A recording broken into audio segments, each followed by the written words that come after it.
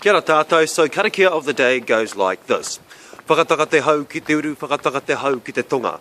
Kia mā kina kina ki uta, kia mā taratara ki tai. E hi ake ana te ātākura he tio, he huka, he hau hu ngā tihei Māori ora.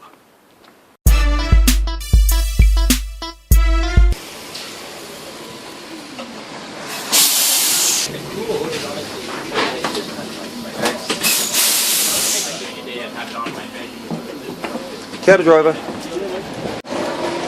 Now whānau, to the Brentwood we go.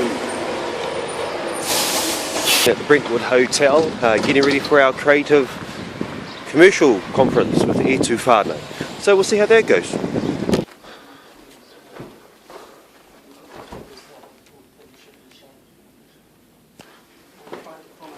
Che, morena tātou.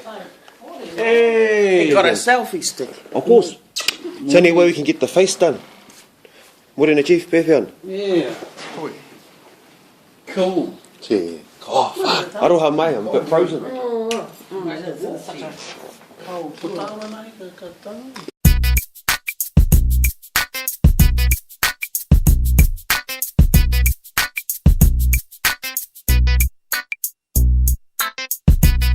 Koe nei te oranga tūturu mo te Māori o e nei rangi. Rārangi mai, kai atu, kai mai. Koe na te ahua o tātou o nai nei. Nā wari noi ho. No need to go pig hunting.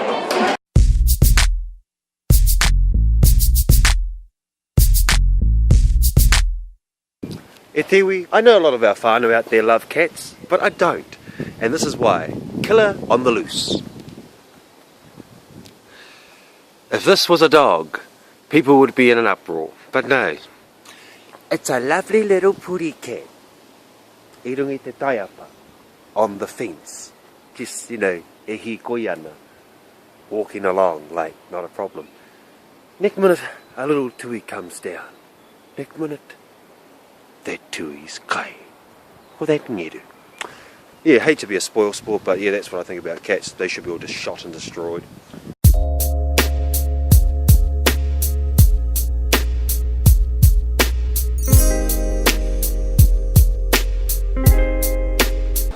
Kāti kia ora mai tātou. Welcome to Whātaitai.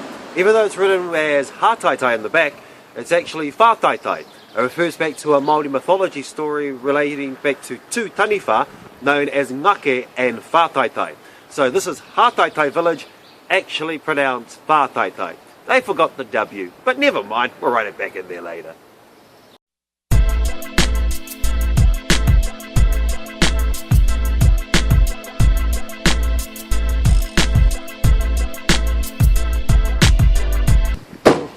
And throw that rubbish out. So we've got that stuff in there, I roto I runga ra, well actually yeah, I runga, I te wakato, and then we've got that scrap here to contend with.